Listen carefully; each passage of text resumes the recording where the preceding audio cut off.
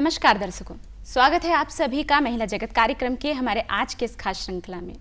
दर्शकों, जिस प्रकार हमारे जीवन के लिए रोटी, कपड़ा और मकान बेहद ज़रूरी है, उसी तरह कुछ और भी ऐसा है जो हमारे लिए बहुत महत्वपूर्ण है। जी हाँ, मैं बात कर रही हूँ शिक्षा की। बिना शिक्षा के एक व्यक्ति बिना नींव की इमारत की तरह होता है, जिसके ढह जाने की 100% संभावना रहती है। शिक्षा हमारे व्यक्तित्व, सामाजिक और आर्थिक विकास के लिए भी बहुत ज़रूरी है। तो शिक्षा का इतना महत्व क्यों है हमारे जीवन में, इसी विषय पे आज हम चर्चा करने वाले हैं। और इस विषय पे हमसे चर्चा करने के लिए सरकार की महत्वाकांक्षी योजनाओं से हमें अवगत कराने के लिए आमंत्रित मेहमानों से आइए हम आपको मिलवाते हैं।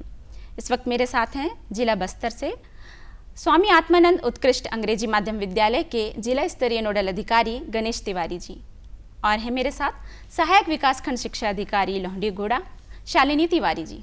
आप दोनों अतिथियों का कार्यक्रम में बहुत बहुत स्वागत है। सबसे पहले आपसे यही जानना चाहूंगी कि आखिर हमारे जीवन में शिक्षा का इतना महत्व क्यों है? पूरे राष्ट्र के विकास के लिए, अपने खुद के विकास के लिए, समाज के विकास के लिए शिक्षा बहुत ही जरूरी है जी। और क्यों जरूरी है कि ये शिक्षा इसको भविष्य में लेके जाएगी और भविष्य को बनाने वाला स्वयं अपनी शिक्षा पूर्ण करेगा। तो शासन ये चाहता है कि पूरे बच्चों को, पूरे जो प्रौढ़ से लेकर के सारे बच्चों को अच्छी सी शिक्षा मिले, ताकि वो अपने समाज को सुधार सके, अपने स्वयं के विकास के लिए वो शिक्षा ले सके। इसलिए समाज को पूरी तरह से शिक्षित करना आवश्यक है और ये सारी चीज़ भविष्य के लिए ही होगा। जी सर। ठीक है जी।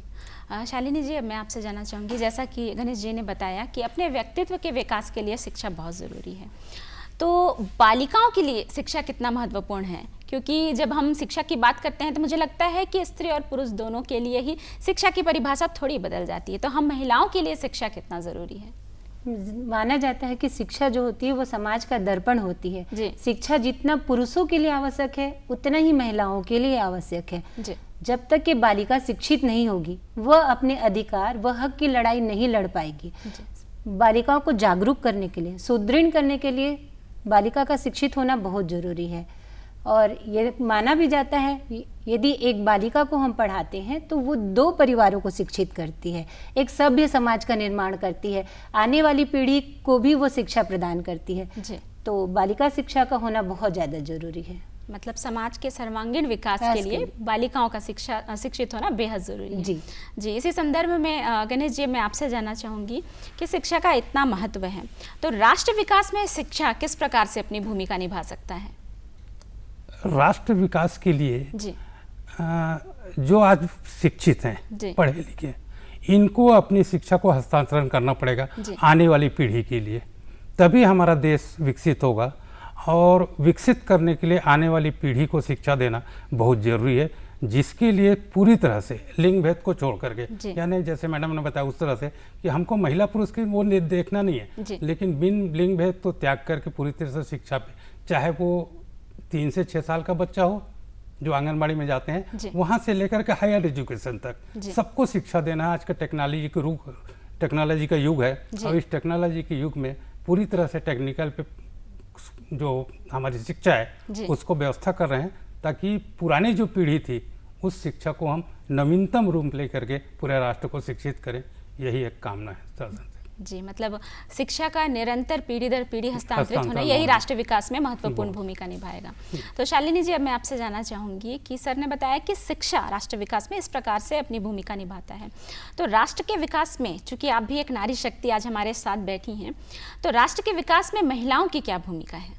राष्ट्र के विकास में महिलाओं की पुरुषों के समान ही महत्वपूर्ण भूमिका है। आज नारी को देखें तो पुरुषों से कंधा मिलाकर चल रही हैं। किसी भी क्षेत्र वो पीछे नहीं है, चाहे वो आर्थिक क्षेत्र हो, राजनीतिक क्षेत्र हो, सांस्कृतिक क्षेत्र हो या शिक्षा के क्षेत्र में। इतिहास के पन्ने भी उठा के आप देखेंगे तो प्राचीन काल से लेकर, मध्यकाल से लेकर आधुनिक काल तक आपको राष्ट्र के विकास में महिलाओं की भूमिका कम नहीं मिलेंगी। और हमारे जो पौराणिक कथाएं हैं उस पर भी कहा जाता है, यत्र नार्यास्तु पूज्यन्ते रमन्ते तत्र देवता। जहाँ नारियों की पूजा की जाती है वहाँ देवता निवास करते हैं। और देखा जैसे ग्रामीण क्षेत्र में भी पंच सरपंच जैसे महत्वपूर्ण पदों पर आज महिलाएं विराजमान हैं। इसके साथ ही साथ यदि देश में जो प्रथम व्यक्तित्व माने जाते हैं, राष्ट्रपति जैसे महत्वपूर्ण पद पर भी आसीन है महिलाएं। गणेश जी, मैं आपसे जानना चाहूँगी, हम शिक्षा के विषय पे बात कर रहे हैं तो इसमें कई सारी चुनौतियाँ भी हैं। तो जो सबसे बड़ी चुनौती है वो है कि अंदरूनी क्षेत्र में बच्चों को शिक्षा के लिए प्रेरित करना। तो ये आपके विभाग के लिए कितनी बड़ी चुनौती है? हाँ, ये बहुत बड़ा चुनौती वाला प्रश्न है जी। क्योंकि मैं संदर्भ लूँ राष्ट्र के ऊपर में, छत्तीसगढ़ में हमारा एक जिला है बस्तर जिला, जिस जिले में हम काम कर रहे हैं, तो यहाँ अंदरूनी क्षेत्र में बच्चों को स्कूल छोड़ने वाली प्रथा बहुत ज़्यादा है जी। ये जिसको हम लोग आउट ऑफ स्कूल बोलते हैं। तो आउट ऑफ स्कूल क्यों होता है और उसको लाने की जो प्रथा है, उसकी प्रक्रिया है, वो प्रौढ़ शिक्षा से लेकर के हम शुरू कर रहे हैं और निरंतर हम लोग प्रयास कर रहे हैं। अधिकतर होता ही है कि 6 से 14 साल के बच्चे या 15 से 18 साल के बच्चे हैं ना, वो थोड़ा सा छोड़ने की प्रवृत्ति में करते हैं। तो इनको लाने के लिए अलग से हम लोगों ने स्थापना किया है, केंद्र की स्थापना किया है। स्कूलों के टाइम के अलावा भी इनको पढ़ाने की व्यवस्था कर रहे हैं। जैसे हमारे बस्तर जिले में पोटा केबिन है कि नक्सलियों के कारण जो टूटे हुए स्कूल थे, इसको हमने पुनः व्यवस्थित किया है, पुनः व्यवस्था करके उन बच्चों को लाने का प्रयास किया है। स्कूलों को हमने सुधारा है, जितने स्कूल खराब थे उनको हमने साला जतन योजना शासन किए थे, उसमें हमने सुधारा है। बच्चों की फर्नीचर की व्यवस्था की है और हमारी कोशिश ये है कि जैसे शासन की मंशा है कि कोई ड्रॉप आउट ना हो, सारे के सारे बच्चे पढ़ें। और शासन की योजना है कि हमने 6 से 14 साल के किसी भी बच्चे को स्कूल छोड़ने का मौका नहीं देते हैं। बहुत 1% रेयर में होते हैं जो अपने मम्मी पापा के कामकाज में सहयोग देते हैं, अन्यथा सारे बच्चों को हमने लाया है। और इसके लिए बहुत सारे हमने वॉलंटियर नियुक्त किए हैं। वॉलंटियर के माध्यम से हम इनको उनके क्लासरूम में बच्चों को पढ़ा रहे हैं। और कई जगहों में ऐसे है कि हमने पंचायत में भी केंद्र बनाए हैं, जो दिन को नहीं पढ़ पाते उनको संध्याकालीन सेवा भी दे रहे हैं ताकि बच्चे किसी न किसी रूप से शिक्षित हो सके।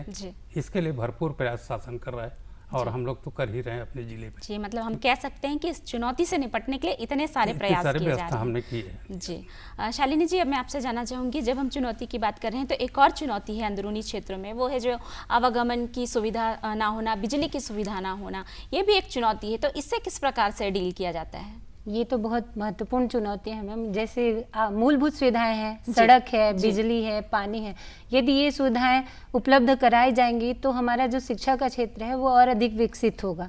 इन सुविधा के अभाव पे हम अपनी बालिकाओं को दूरस्थ स्थान पे नहीं भेजते, क्योंकि माता पिता के मन पे एक भय रहता है कि वो आएंगे कैसे, जाएंगे कैसे।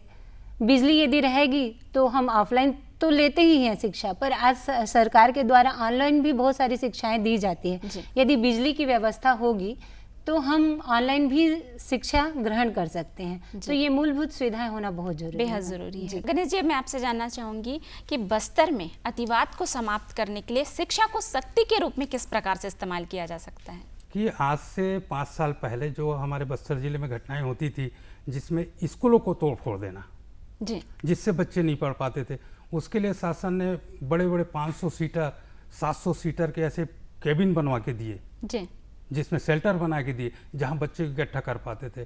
तो ये तो व्यवस्थाएं नहीं थी, तो हमने सारे बच्चों को बड़े बड़े हॉस्टल बना करके उन बच्चों को रखा ताकि बच्चों की पढ़ाई कमज़ोर ना हो। हमारे यहाँ बस्तर जिले में नक्सलाइट के कारण बड़े बड़े बिल्डिंग तेंदुपत्ता गोदाम के कारण या किसी भंडारण के कारण जो नष्ट हो गए थे, उनको फिर से हमने रिपेयर किया। आपको पता होगा कि पिछले साल 26 जनवरी के पूर्व हमारे सीएम साहब ने उन स्कूलों को फिर से रिपेयर करके खुलवाया है ताकि बच्चों की शिक्षा अनवरत जारी रहे। और वहाँ हमने वॉलंटियर रखवाया है ताकि निरंतर हमारे यहाँ चलता रहे। बिल्डिंगें ध्वस्त की गई थी, उनको फिर से बनवाया जा रहा है ताकि पूरी शिक्षा व्यवस्था सुचारू रूप से चलता रहे। और इस साल भी कुछ स्कूल जो खुल नहीं पाए थे वो सारे स्कूल खुल गए हैं, तो वो सारे स्कूल की पढ़ाई व्यवस्थित हो गई है। अभी व्यवस्था भी हमारे टीचर के द्वारा या शासन के द्वारा नियमित व्यवस्था किया जा रहा है ताकि टीचर भी वहाँ व्यवस्थित हो जाएं, क्योंकि गांव के पढ़े लिखे उतने ज़्यादा नहीं है, वॉलंटियर के रूप में काम नहीं कर सकते, तो बहुत जल्दी नियमित उनके लिए शिक्षक की व्यवस्था भी तुरंत हो जाएगी और हमारी पढ़ाई बस्तर जिले में बाधित नहीं होगी। मतलब हम कह सकते हैं कि शिक्षा अतिवाद को समाप्त करने में सक्षम है। बिल्कुल। जी हाँ। शालिनी जी, मैं आपसे जानना चाहूँगी कि हमारे बस्तर में बालिका शिक्षा की स्थिति कैसी है, क्योंकि जो ड्रॉप आउट दर है वो अभी भी हम देखते हैं, तो इसे किस प्रकार से समाप्त किया जाए? बालिका शिक्षा की स्थिति ऐसे तो बस्तर में कम है, परंतु पहले की दृष्टिकोण से यदि देखा जाए तो अभी बहुत हद तक के उस पर सुधार हो चुका है, क्योंकि सरकार के द्वारा ऐसी योजनाएं चलाई जा रही हैं जिसमें बालिकाओं को जो है ड्रॉप आउट का जो संख्या है वो दिन ब दिन कम होते जा रहा है। आवासीय सुविधा उपलब्ध कराई जा रही हैं, अब स्कूल घर के पास में ही 1-1 किलोमीटर के अंदर में स्कूल खोल दिया गया है। तो बालिका शिक्षा की स्थिति जो है वो दिन ब दिन बेहतर होते जा रही है और आगे भी ऐसा हो सकता है। जी, मतलब हम कह सकते हैं कि हम ड्रॉप आउट संख्या कम करने में सफल हो रहे हैं। गणेश जी, मैं आपसे जानना चाहूँगी कि मुख्यमंत्री जी का जो ड्रीम प्रोजेक्ट है स्वामी आत्मानंद विद्यालय, इसके विषय में आप हमारे दर्शकों को विस्तार पूर्वक बताइए। इसके स्थापना का आखिर उद्देश्य क्या है? देखिए, ये सोच है हमारी जी, कि जिस तरह से मैंने पहले बताया था कि हमारी एक सोच है कि भविष्य के लिए शिक्षा देना। जी, हमारे बस्तर जिले में इस तरह का कोई स्कूल नहीं था जिन्होंने मुख्यमंत्री ने बनाया ड्रीम प्रोजेक्ट। ड्रीम प्रोजेक्ट ये है कि बस्तर जिले में प्राइवेट स्कूल तो बहुत है जहाँ अंग्रेजी माध्यम से शिक्षा दी जाती, जी, लेकिन शासन की सोच थी कि क्या हम सरकारी स्कूल को बच्चों को शिक्षा के दृष्टि से अंग्रेजी माध्यम से न दे पाएँ ताकि उन बच्चों का भी कुछ भला हो जाए।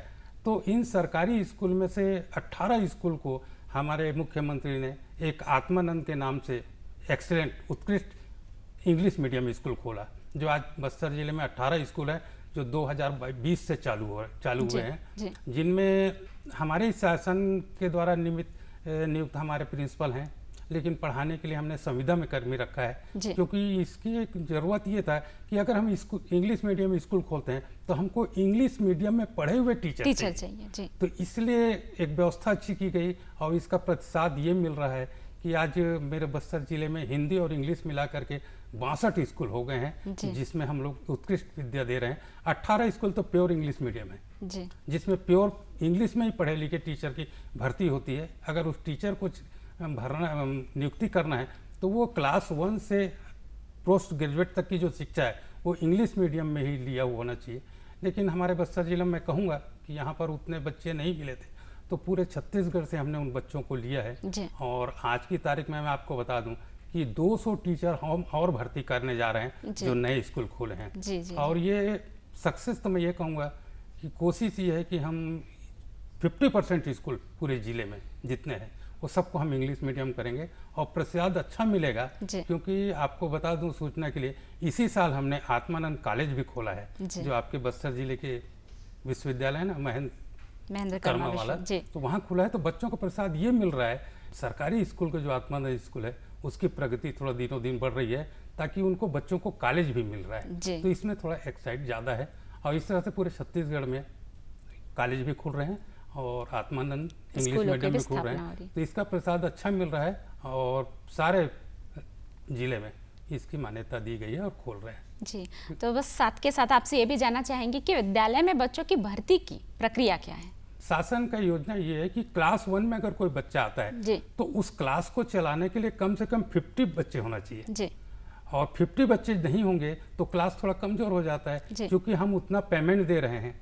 एक संविदा टीचर जो आ रहा है इंग्लिश मीडियम में पढ़ के, उसको पढ़ाने वाला बच्चा भी चाहिए, तो कम से कम एक क्लास का 50 रहता है, रेशियो रहता है कि कम से कम एक क्लास में 50 बच्चे हों। और 50 बच्चों के लिए मारामारी चलती है जगदलपुर में सारे स्कूल में कि बच्चे तो मिल रहे हैं लेकिन वो चाहते हैं कि दूर नहीं जाना। वो सारे के सारे चाहते हैं कि जगदलपुर मिले। तो हमारा जो 18 स्कूल है वो बस्तर जिले के बहुत सारे ब्लॉकों में है जहाँ पर है, तो लेकिन सारे के सारे पालक ये चाहते हैं कि मैं अगर जगदलपुर में हूँ तो मुझे जगदलपुर का स्कूल मिले। तो जगदलपुर में केवल 2 ही स्कूल है, एक है आपका संजय बाजार के पास और एक आपका धर्मपुरा में है, लेकिन दोनों की सीट फुल हो गई है और हर कोई चाहता है कि जगदलपुर से बाहर ना जाए।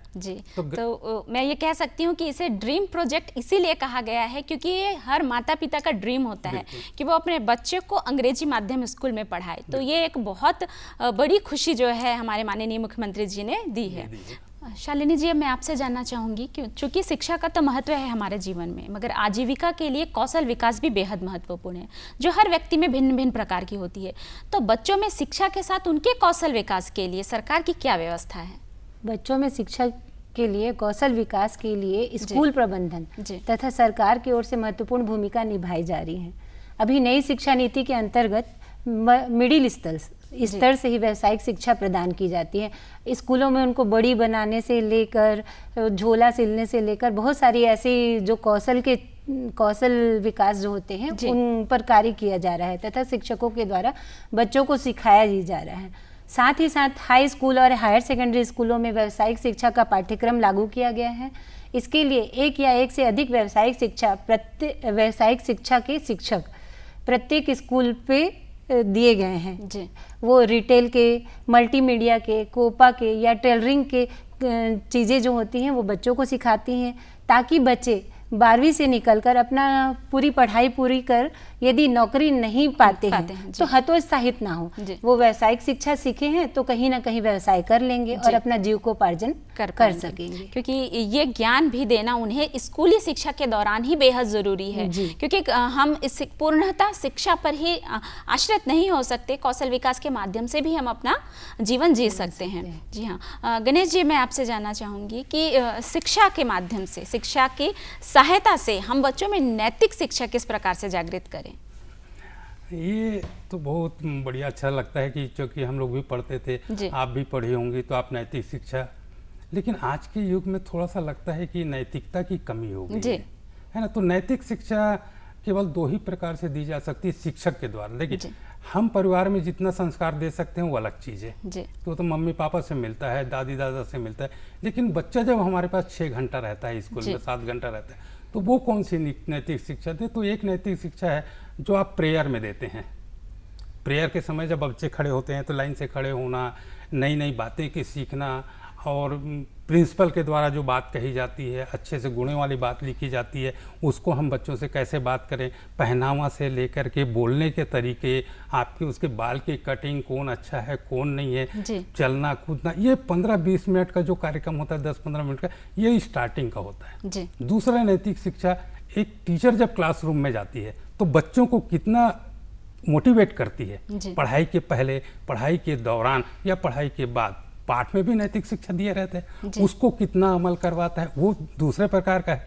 इस तरह से 6 घंटे में कोई ना कोई टीचर अपने पीरियड में नैतिक शिक्षा देता है, लेकिन शाम के पीरियड के बाद भी जब क्लास की लाइन खत्म हो जाती है, प्रेयर छुट्टी होने के समय भी उनको जो मूल्य दिया जाता है, होमवर्क के रूप में दिया जाता है, वो भी एक प्रकार की नैतिक शिक्षा है। तो 6 घंटे में 3 टाइम इनको दिया जाता है, एक प्रेयर के पहले, एक क्लासरूम में भी दिया जाता है, ताकि कैसे आपको काम करना है, और ये लास्ट है अपने परिवार में। तो ये उसके भविष्य के लिए बहुत सारी काम आती है, जिसको हम एक संस्कारपूर्ण शिक्षा कहते हैं। और आजकल के शनिवार का एक दिन लगा है जो छत्तीसगढ़ शासन ने लागू किया, बैगलेस डे रहता है। यानी बैगलेस डे को मतलब आपको बैग लेके नहीं आना है और अपने मन से जो अच्छा लगे उसको करके बताइए। तो एक संस्कार रूपी नैतिक शिक्षा का शनिवार को एक लेसन होता है, दिन भर की चर्चाएं, कार्यकलाप होती है, जिसके रूप में नैतिक शिक्षा अलग से दी जा रही है, शनिवार को बैगलेस डे के रूप में तो इसमें दिया जाता है। बहुत बढ़िया। शालिनी जी, मैं आपसे सरकार की महत्वपूर्ण योजनाएं क्या क्या हैं शिक्षा को अनवरत आगे बढ़ाने के लिए, इसके विषय में जानना चाहूँगी। जी, महिलाओं को आगे बढ़ाने के लिए सरकार की बहुत सारी महत्वपूर्ण योजनाएं हैं। उसमें से सबसे पहला तो है कस्तूरबा गांधी आवासीय विद्यालय। इसमें दूरस्थ अंचल के जो बालिकाएं हैं, जो इस गांव में स्कूल उपलब्ध नहीं होने के कारण ड्रॉप आउट हो जाती हैं या अपनी पढ़ाई छोड़ देती हैं, तो कम से कम उनको आवासीय सुविधाएं मिलती हैं, जिनके कारण वो आकर वहाँ रहती हैं और पढ़ती हैं। इसमें अनुसूचित जाति, जनजाति, अल्पसंख्यक और गरीबी रेखा से नीचे जीवन यापन करने वाली बालिकाओं को आवासीय सुविधा उपलब्ध कराया जाता है, साथ ही साथ स्कूल में उनको पढ़ाया भी जाता है। और आश्रम व्यवस्था भी है, हमारे जो छोटे प्राइमरी स्तर के बच्चे हैं उनको आश्रम में रखकर आवासीय सुविधा उपलब्ध कराकर पढ़ाते हैं। और साथ ही साथ है एक सरस्वती साइकिल योजना। इसमें 9वीं क्लास में पढ़ने वाली हर बालिका को, गरीबी रेखा से नीचे जीवन यापन करने वाली ST SC OBC या SC है, इनकी बालिकाओं को, सभी बालिकाओं को साइकिल दिया जाता है, ताकि यदि वो दूर से आ रहे हैं तो उनके आने जाने में असुविधा ना हो और वो अपनी पढ़ाई अनवरत रख सके। तो एक ये योजना है। साथ ही सर्व शिक्षा अभियान के तहत प्रत्येक बालिकाओं को या सभी को शिक्षा ग्रहण कराया जा सकता है। बेटी बचाओ बेटी पढ़ाओ योजना है। ये लिंगानुपात जो कम हो रहे थे, उन लिंगानुपात को बराबर करने के लिए ये योजना सरकार की ओर से चलाया गया है। इसमें बेटियों को निःशुल्क शिक्षा और लिंगानुपात को कम करने पर जोर दिया गया है। जी हाँ, बहुत अच्छी जानकारी आज निश्चित तौर पे आपने हमारे दर्शकों को दी है। गणेश जी, समय कम है पर मैं आपसे संक्षेप में जानना चाहूँगी कि high school, higher secondary school की पढ़ाई के बाद आगामी प्रतियोगी परीक्षाओं की तैयारी के लिए स्कूल प्रबंधन क्या करती है? हमारे जिले के जो कलेक्टर साहब हैं, पूर्व में थे और अभी वर्तमान में है, उन्होंने जो 12वीं क्लास के जो बच्चे हैं निकलने के बाद या उसके पहले 9, 10, 11, 12 ऐसे कुछ बच्चे हैं जिनको खुद को मोटिवेट करना है, खुद को अपने पढ़ाई व्यवस्था करना है, तो हमारे जिला ग्रंथालय है हाथा ग्राउंड के बाजू में, वहाँ पर योदय करके एक कार्यक्रम होता है। उस योदय कार्यक्रम में हमारे ही डिपार्टमेंट के 3-4 टीचर हैं, प्रोफेसर के रूप में हैं, लेक्चरर के रूप में हैं, जिनको फिजिक्स, केमिस्ट्री, बायो और ज्योग्राफी ऐसे विषयों पर हम कोचिंग करवाते हैं। कोचिंग कंटिन्यू चलता है और उसका नाम मात्र फीस है, केवल रजिस्ट्रेशन कर दीजिए, आप आइए, कंटिन्यू पढ़िए, सुबह से लेकर शाम तक पढ़िए, शाम के बाद पढ़िए, रात को भी आप कोचिंग लेना है तो आप बैठ करके ग्रंथालय में आपको सारी बुक्स मिल जाएंगी, आप पढ़ सकते हैं नाम मात्र फीस में। और हमारे जो टीचर हैं, जो मोटिवेटर हैं, जो पढ़ाते हैं पीईटी पीएमटी, मैं आपको खुशखबरी होगा कि हमारे मेडिकल में पीईटी में 43 बच्चे इस साल सेलेक्ट हुए हैं। और चूंकि कंटिन्यू चलता है तो कोई भी हमारे शहर का बच्चा हो जो यहाँ रहता हो, वो कंटिन्यू आके हमारे क्लास को ज्वाइन कर सकता है। और इसका नाम है योदय एकेडमी, जिसमें बैठ करके हर बच्चे को फ्री कोचिंग है। ऐसा नहीं कि हम आपको कई लोग देखो कोटा जाते हैं, राजस्थान जाते हैं ना पढ़ने, हमारे जगदलपुर में व्यवस्था है। कोई भी हम सारे लोगों को कहेंगे कि आप आइए, फ्री कोचिंग लीजिए और अपने बच्चों को भविष्य बनवाइए। जी चलिए, समय का अभाव है और मैं अब चाहूँगी कि आप हमारे दर्शकों से कुछ अपने संदेश कहें। तो शालिनी जी, पहले आप।